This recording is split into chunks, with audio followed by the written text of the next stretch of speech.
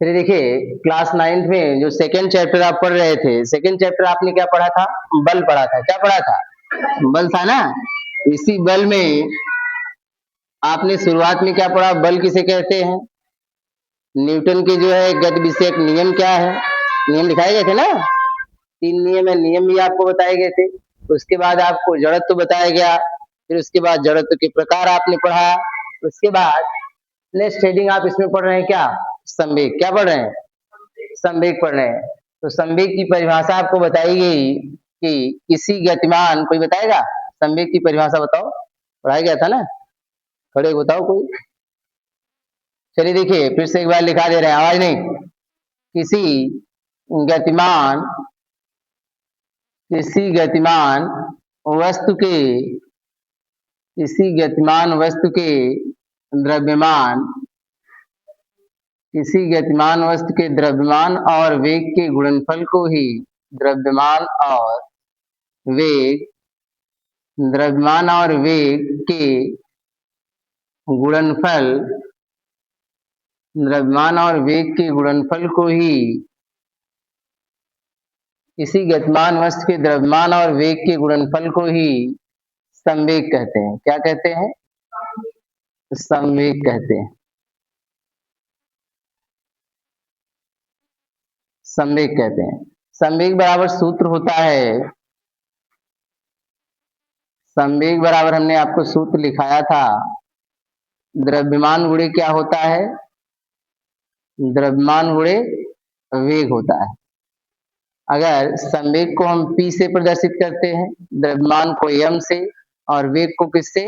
v से, तो P बराबर क्या आता है? m into we. P बराबर क्या होता है?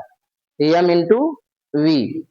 अब देखिए इसका जो मात्रक बनता है, मात्रक हमने आपको बताया था, मात्रक होता है इसका किग्रा मीटर प्रति सेकेंड। क्या होता है?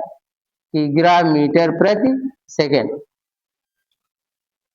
और यह एक सदिश राशि है। कैसी राशि है? यह सदिश राशि। कैसी राशि है? सदिश राशि है। यह सदिश राशि है। कैसी राशि है? सदिश राशि।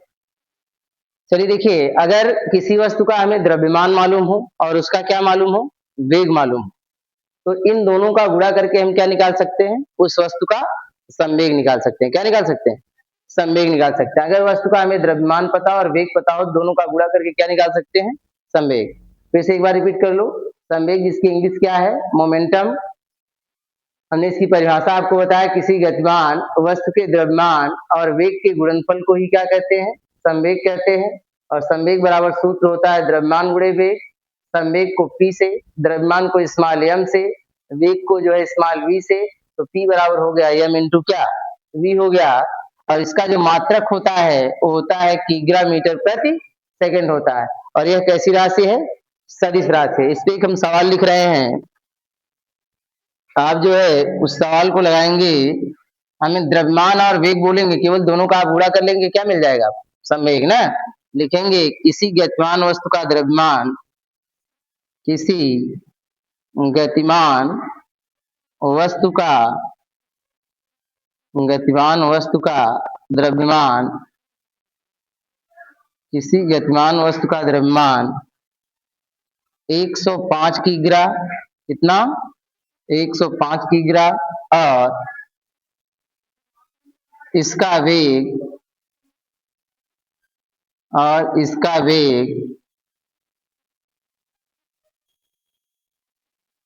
12.5 मीटर प्रति सेकंड है। 12.5 मीटर प्रति सेकंड है। तो वस्तु का संवेग ज्ञात कीजिए। वस्तु का क्या ज्ञात कीजिए? संवेग ज्ञात कीजिए। संवेग ज्ञात कीजिए। वस्तु का संवेग ज्ञात कीजिए। संवेग निकालने के लिए हमने आपको बताया, पहले आपको लिखने का तरीका क्या है। पहले यहाँ देखिए द्रव्यमान दिया है। क्या दिया है? द्रव्यमान। द्रव्यमान को हम लोग किससे प्रदर्शित करते हैं? देखिए ऊपर, द्रव्यमान को किससे प्रदर्शित करते हैं? m से। m का मान कितना दिया है? 105 किग्रा। कितना दिए हैं? 105 किग्रा। इसके बाद हमने वेग दिया है, वेग का मान v से, वेग का मान कितना है? 12.5 मीटर प्रति सेकेंड। पहले आपको ऐसे लिखना है ना। अब संवेग का सूत्र क्या होता है? P बराबर होता है m इंटू क्या? V होता है ना।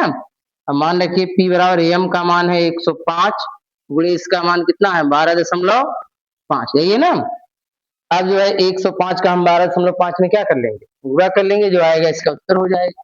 तो 105 का गुणा किसमें करेंगे? 12.5 में। 5 पचे 25 के 5, 5 जीरो एम जीरो, 2 हासिल है 2 हो जाएगा, और 5 एकन्नम 5, 2 पचे 10, 2 जीरो एम जीरो 1 हो जाएगा, 2 एकन्नम 2। 1 का गुणा करोगे 1 पच्चे 5, 1 जीरो एम जीरो, 1 एकन्नम 1। यहाँ 5 यहाँ 2, 5 5 10 1 11 के 1, और 2 1 हासिल 1 3 हो जाएगा, यहाँ 1। तो कितना आया? कई अंक बाद दशमलव लगाओगे? 1 अंक बाद। तो आ जाएगा कितना? 1312.5 आ रहा है पी का मान 1312 दशमलव क्या 5। इसका मात्रक क्या होता है? किग्रा मीटर